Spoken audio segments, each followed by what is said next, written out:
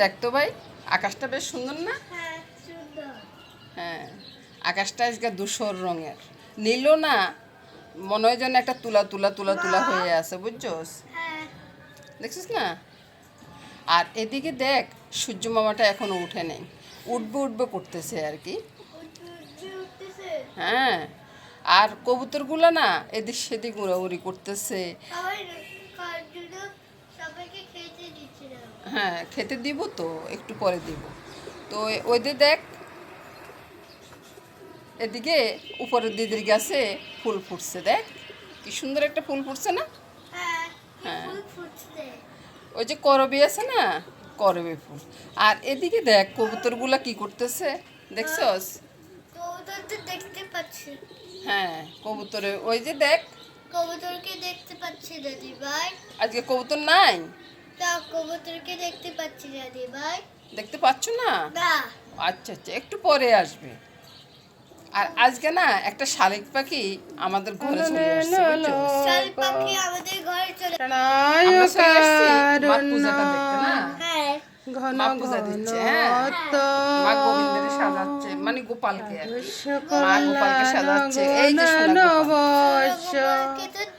বন্দে গুরুর শ্রী মহাপ্রভু হ্যাঁ, গোপালের সঙ্গে ভগবান আছে। গোপালে ভগবান। গীতা হ্যাঁ, গোপাল তো গোপাল না থাকলে দেখুন ডাকাডাকি করতেছে, শুধু পারে খাওয়া না। দাওয়ার লাগে। ওই যে দেখ শালিক পাখিটা। শালিক পাখি তো আমাদের ঘরে চলুন যাই, বাজারে যাই, বাজারটা সেরে আসি, কি কি মাছ উঠছে তা দেখিয়ে আসি, আপনাদেরকেও দেখাবো, যেতে যেতে কথা বলবো।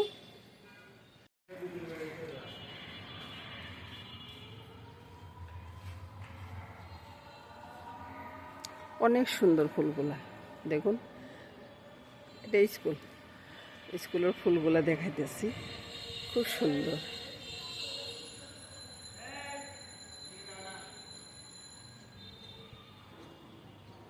এগুলো মনে হয় সম্ভবত অর্কিড।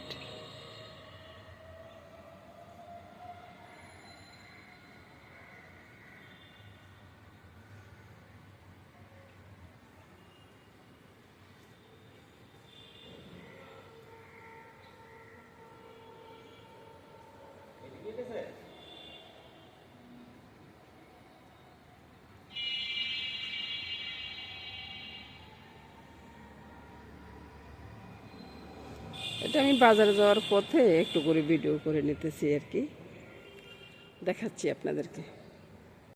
এগুলো কি ফুল গো? হ্যাঁ, কালো কেন? ও আচ্ছা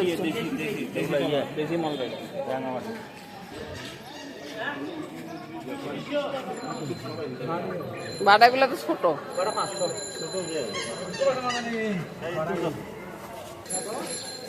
এই তো সকালবেলা বাজারে চলে আসলাম।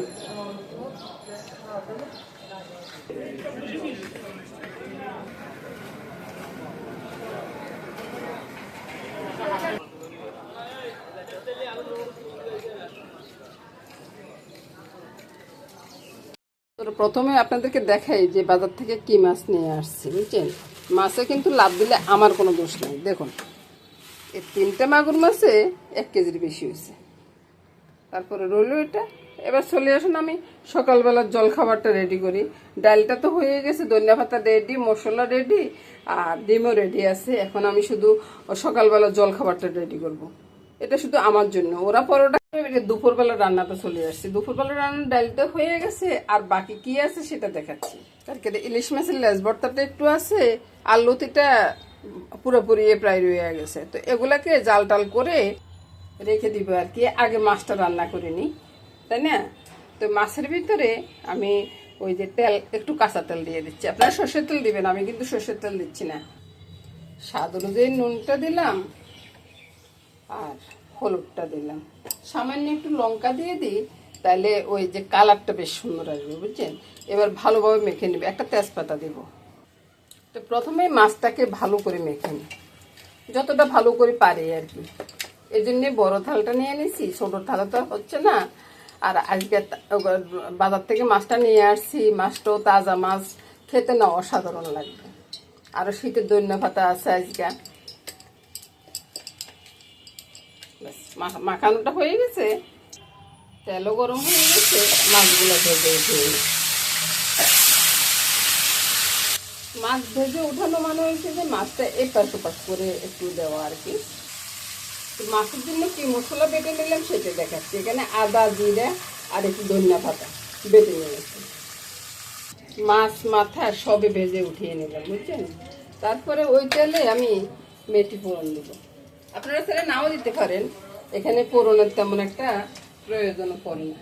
তারপরে আমার কাছে ভালো লাগে আর কি, বাটা মশলাটা ছেড়ে দিলাম, দিয়ে এবার স্বাদ অনুযায়ী নুনটা দিয়ে দিলাম, হলুদটা দিয়ে দিলাম, একটু লঙ্কা দিয়ে দিলাম। বাহ, এবার মশলাটা কষিয়ে নিই। জলটা কষানো হইতে হইতে বন্ধুরা মাথাগুলো ছেড়ে দিচ্ছি। তো মাথা তো একটু ওই সিদ্ধ হইতে একটু সময় লাগবে না, তো ওই জন্য আর কি। এবার বন্ধুরা মশলাটা কষানো হয়ে গেছে আর মাথাও মোটামুটি ইয়ে হয়ে গেছে। এবার আমি মাছগুলো ছেড়ে দিলাম। মাছগুলো ছেড়ে দিয়ে সাথে সাথে একটু ঝোলটা দিয়ে দিচ্ছি। ব্যাস,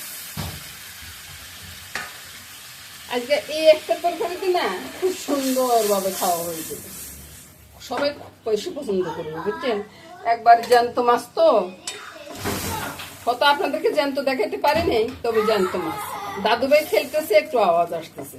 পরে ছোট পোলাপেন থাকলে একটু আওয়াজ হবে বন্ধুরা, এটা আমি করার কিছু থাকবে না। তো বন্ধুরা এবার তরকারিটা হয়ে গেছে, বুঝছেন। এবার আমি ধনিয়া পাতাটা ছড়িয়ে তরকারিটা নামিয়ে নেব। আর ধনিয়া পাতা বেশিক্ষণ সিদ্ধ করার দরকার নেই, এই জন্যে যে এখনো তো ধনিয়া পাতাটা একবারে কষি, ওই জন্যে। এবার বন্ধুরা তরকারিটা ঢেলে নিচ্ছি। ঢালার পরে আপনারা এই দেখুন, এই একটা তরকারি দিয়ে খুব সুন্দরভাবে খাওয়া হয়ে যাবে, বলুন। তরকারিটা দারুণ একটা কালার এসছে। এবার আমি অন্য তরকারিগুলো জাল টাল করে তারপরে সব কিছু একসাথে দেখিয়ে দেব বন্ধুরা। এবার আমার রান্নাটা শেষ হয়ে গেছে, বুঝছেন। চলে যাওয়ার আগে বন্ধুরা বলবো যে সবাই ভালো থাকুন, সুস্থ থাকুন, সুন্দর থাকুন, এই কামনা করে আজকের মতো এখানে বিদায় নিলাম। আর লাইক কমেন্টস করতে ভুলবেন না বন্ধুরা।